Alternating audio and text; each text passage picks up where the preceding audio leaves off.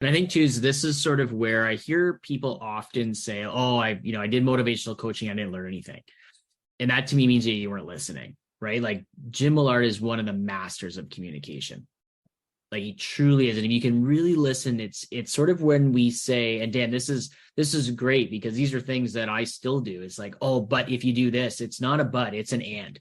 And if we do this together, right? So you have to pick up some of those keywords. Like Laura used collaboration a ton, right?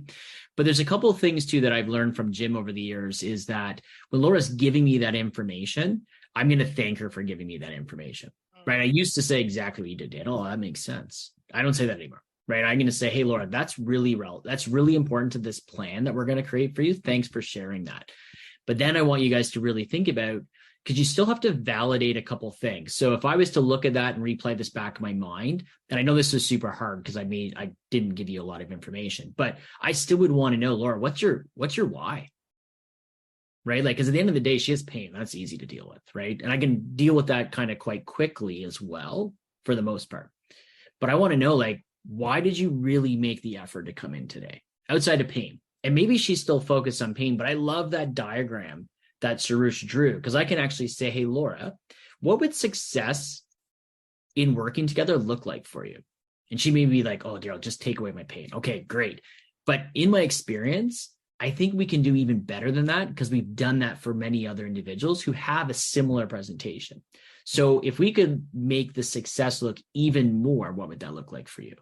She may be like, look, I'd love to walk my dog and not have to worry about my pain anymore, going down to my knee. And I'm like, in my head, when Laura said that, I just almost was like, in my head, I was like, oh my God, it's just the attachment. Don't worry about it, Laura. We'll figure this out.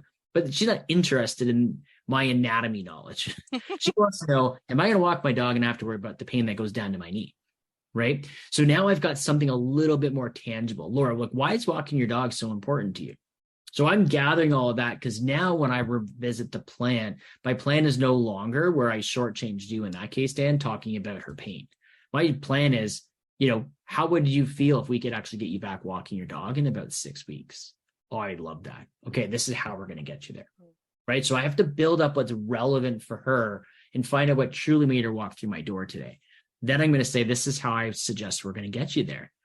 Do you foresee any barriers to that? Boom, I can't afford it. Okay, Laura, thanks for sharing that. If I was to remove that barrier, though, the finance, I'm glad you told me about that. Does anything else in our plan stop you from doing that? Well, yeah, I can only come in the evenings. No problem. I have a solution for that. I'm here Tuesday and Thursday nights. Does that work? Yeah, it works great. Perfect. No more objection. But now I'm going to deal with it. Would you be open to me sharing you some potential options so we can actually work around your financial limitation? Yeah, let's talk about it. Great.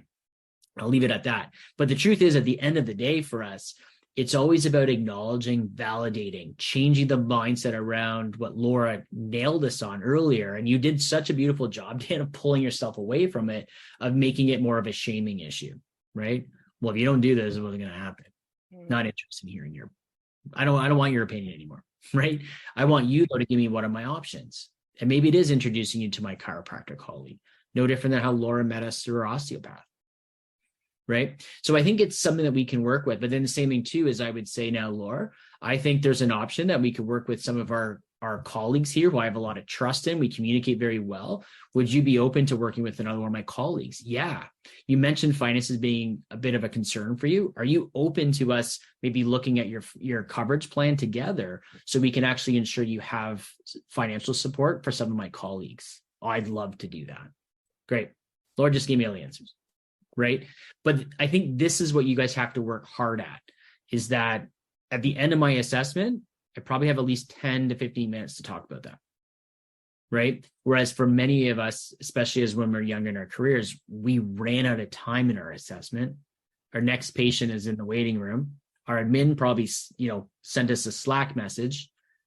Right. You saw the screen change, right? The color changed of your schedule, patients here. And Laura just told you I can't afford physio. So what we all do is we're just like, okay, let's just book the next session out. And that is how Laura's great experience ended. Right? So remember, at the end of the day, there's likely nothing you missed clinically in that assessment. Because if you missed a red flag an hour into the assessment, we got other issues to talk about. you would have picked up that red flag by now. You got to trust in your clinical skill set better, right? So it's rare that you've missed something real sinister. But at the end of the day, if you missed a couple special tests, just get used to doing them the next day, right? There's nothing there that's going to change that early component to your plan. And if that's where you guys are struggling, that's why you got to use your mentor, right? That person on site that has some additional clinical expertise that you guys look up to, pick their brains on that. That's what they're talented at, right?